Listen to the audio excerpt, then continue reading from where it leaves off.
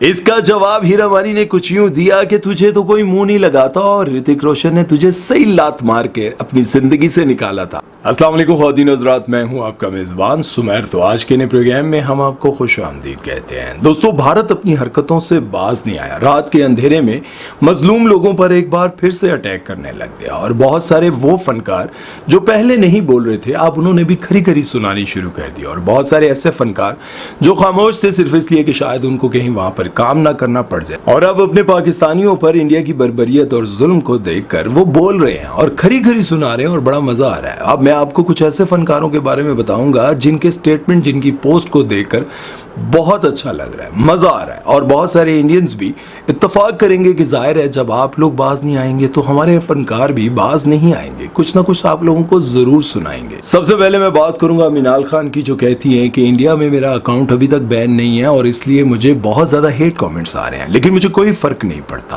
हमारे मुल्क में सच बोलने पर पाबंदी नहीं है और मैं सच बोलूंगी। इन लोगों के खिलाफ आवाज उठाऊंगी जो मेरे मुल्क के मासूम लोगों पर, मासूम बच्चों पर जुल्म कर रहे हैं। इंडियंस पुतले हैं जिन्होंने हमेशा हमसे नफरत की है। इंडिया एक एंटी मुस्लिम मुल्क है जो मासूम बच्चों को नाहक कत्ल करने को सपोर्ट करता है। मैं इंडिया से बायकॉट का ऐलान करती हूँ। शर्म करो बॉलीवुड वाले जो जंग को सपोर्ट कर रहे हैं, जिनको ये शर्म नहीं आती कि दो तरफ के मासूम लोग मारे जाएंगे, लेकिन आप लोग एक ही आवाज उठा रहे हो कि जंग करो। आखिर में मुझे मीनाल खान की ये बात बहुत पसंद आई जिसमें उन्होंने लिखा कि इंडिया एक कातिल मुल्क है, बिल्कुल इजराइल की तरह। अब हम बात करेंगे बॉलीवुड की एक ऐसी एक्ट्रेस के बारे में जिनको ना सिर्फ बॉलीवुड से निकाला गया, बहुत सारे सुपरस्टार्स ने उनकी लात मार के उनको साइड पे कर दिया और उसके बाद उनको एयरपोर्ट पर भी थप्पड़ पड़े। नाम है उनका कंगना रनौत। हीरा मानी ने कंगना रनौत को ऐसा करारा जवाब दिया कि मजा आ गया। हीरा मानी,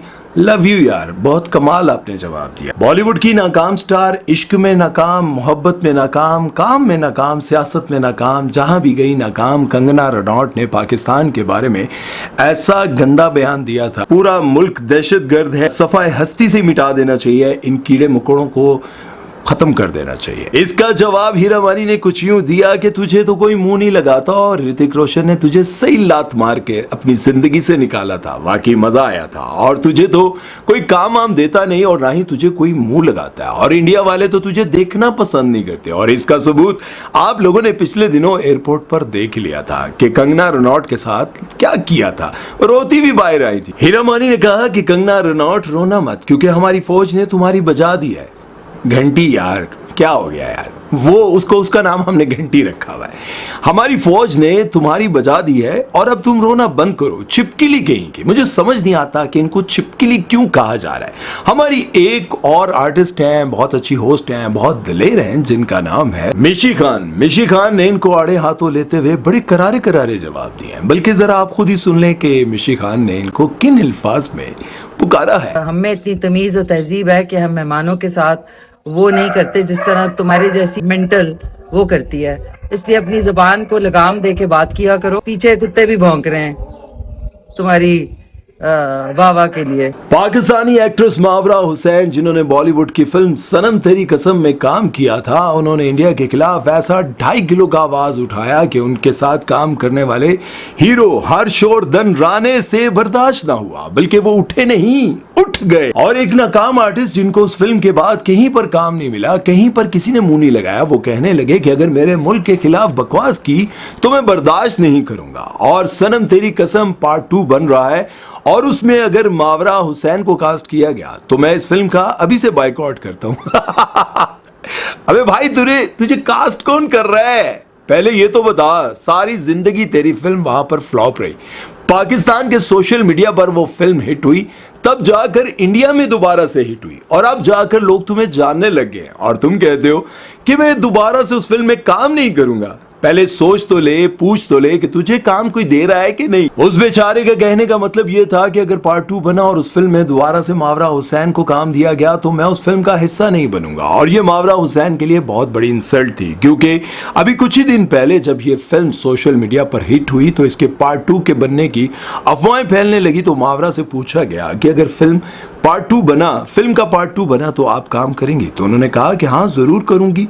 और ये मेरे लिए बड़ी ऑनर की बात होगी। लेकिन जब बात आ जाए अपने मुल्क, अपने देश के बारे में, तो हमारे फनकार भी किसी से पीछे नहीं रहते। इसका जवाब फिर मावरा हुसैन ने कुछ यूं दिया कि शर्म करो, सिर्फ अपनी वाह कराने के लिए जहर उगल रहे हो। अपने इर्द गिर्द देखो, तुम्हारी बुज़दिल फौज ने मेरे मुल्क के बच्चों को शहीद किया। तुम इस मौके का फायदा उठाकर अपनी वाह कराना चाहते हो। शर्म करो। मैंने हमेशा मोहब्बत और भाईचारे की बात की है और तुम लोग सिर्फ नफरत फैलाते हो। हाँ यार, मैंने पहले भी कई बार कहा है कि देखो, नफरत ना फैलाओ। हमारे मुल्क के जितने भी फनकार हैं वो हमेशा से अच्छे पैगामात देते रहे, लेकिन आप लोग ये समझते रहे कि शायद हमारे लोग आपके काम के भूखे हैं। आप लोग रिस्क देते हैं, रिस्क अल्लाह देता है। लेकिन इन सब के बयानात से ज्यादा मुझे जिसका बयान सबसे ज्यादा, जिसकी पोस्ट मुझे सबसे ज्यादा अच्छी लगी, उनका नाम है राबिया कुलसुम। पाकिस्तान की बड़ी जबरदस्त अदाकारा है। इन्होंने सबसे अच्छा स्टेटमेंट दिया और कहा कि अब अगर किसी ने यहां से जाकर बॉलीवुड में काम किया तो बराए रास्त चपेड़े खाएगा।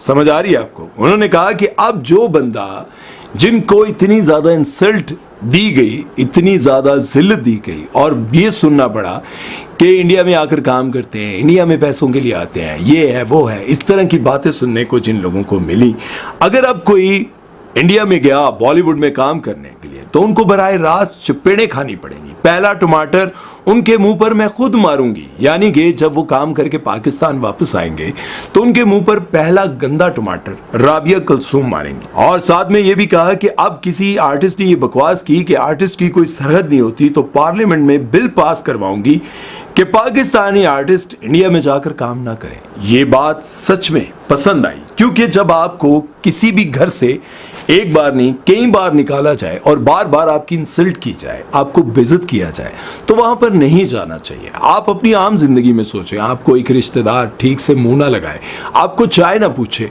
आप उसके घर में जाते हैं, इवन के लोग फौजियों पर जाकर कहते हैं मेरे नाल हंस के गल नहीं की है, तो जब आप लोग वहां दोबारा नहीं जाना पसंद करते तो पैसे की खातिर क्यों वहां जाते हैं जहां पर आपको अपनी जान के लाले पड़ जाते हैं और रात के अंधेरे में आपको भागना पड़ेगा। उन लोगों का हमारे बगैर गुजारा नहीं है, क्योंकि हमारे फनकार हैं इस काबिल। इसकी ये कोई मिसाल देनी नहीं पड़ेगी मुझे।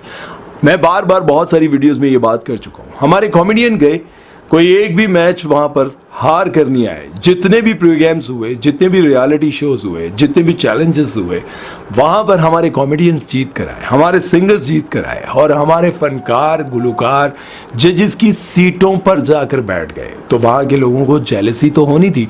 वो लोग जो सिर्फ पाकिस्तान में नफरत फैलाना चाहते हैं, पाकिस्तान को दुश्मन समझते हैं, सिर्फ वो लोग। बाकी बहुत सारे इंडियंस ऐसे हैं जो पाकिस्तानियों से मोहब्बत करते हैं। उनमें हिंदू भी हैं, उनमें सिख भी हैं। सिख तो बहुत प्यार करते हैं और सिख तो पाकिस्तानियों क्या मुसलमानों के हक में आवाज़ उठा रहे हैं। और उसके साथ साथ बहुत सारे ऐसे मुसलमान, उसके साथ साथ बहुत सारे ऐसे फनकार जो मुसलमानों से, पाकिस्तानियों से बहुत मोहब्बत करते हैं। और आज भी ऐसे लोगों से पूछा जाए कि यार पाकिस्तान के फनकार क्यों अच्छे लगते हैं, आज भी बहुत सारे ऐसे लोग हैं जो VPN लगाकर पाकिस्तानी ड्रामे देख रहे हैं। कौन है ऐसा जो पाकिस्तान के खिलाफ नफरत फैला रहा है? कौन है ऐसा जो पाकिस्तान को सफाए हस्ती से मिटाना चाहता है? याद रखें, अभी तो पाकिस्तान ने एक ट्रेलर दिखाया है और आप लोगों को समझ आ गई होगी। पाकिस्तानियों ने अभी तक, हमारी फौज ने अभी तक वहां के मजलूम लोगों पर अटैक नहीं किया, लेकिन आपके लोग, खुदा की कसम, मेरे घर के पास आकर यहां पर ड्रोन गिरा और रात का 2:30 बज रहा था। 2:30 से 3, 4, 5 के दरमियान 4 से 5 धमाकों की आवाज आई। निहत्ते मुसलमानों पर, इंसानों पर, बच्चों पर, मासूम लोगों पर क्यों आप इस तरह बमबारी कर रहे थे? क्या आपने अपनी सरकार से ये सवाल उठाया? आप पूछा कि आप ऐसा क्यों कर रहे हैं? मैं कसम खाकर कहता हूं कि रात के अंधेरे में हमारे इलाके में ड्रोन आकर गिरे, धमाके हुए। अगर आप कहें तो मैं आपको वीडियोस दिखा सकता हूं, आए मेरे इंस्टाग्राम पर, मैं आपको दिखाता हूं, बहुत सारी वीडियोस दिखाता हूं। लेकिन मसला ये है कि आप लोगों की जो मीडिया है ना, वो इंतहाई झूठी है। पूरी दुनिया में इस वक्त उसकी इंसल्ट हो रही है। पूरी दुनिया में कह रहे थे कि पाकिस्तान, हमारी सेना पाकिस्तान में दाखिल हो गई है, हमारी सेना ने इस्लामाबाद को तबाह कर दिया है, हमारी सेना ने कराची को तबाह कर दिया है। कहां कर दिया है? जरा बताओ तो सही। आप लोग सिर्फ अटैक कर रहे हो मजलूम लोगों पर। और फिर हमारे शहीनों ने जाकर आपको दिखाया कि क्या होती है फाइट। याद रखिए, मैं हमेशा ये बात कहता हूं, हमारी 7 लाख 8 लाख फौज ना देखे, हमारे 25 करोड़ लोग देखे जो सभी फौजी है। उम्मीद है कि मेरी बातें समझ आएंगी, लेकिन आखिर में मैं फिर यही कहना चाहूंगा, नफरत मत फैलाओ, अपने मुल्क में खुश रहो, अपने मुल्क को तरक्की की तरफ लेके जाओ।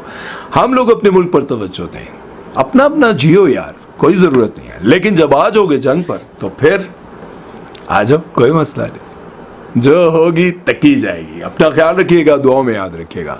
सुमैर चौधरी को दीजिए इजाजत, अल्लाह हाफ़िज़।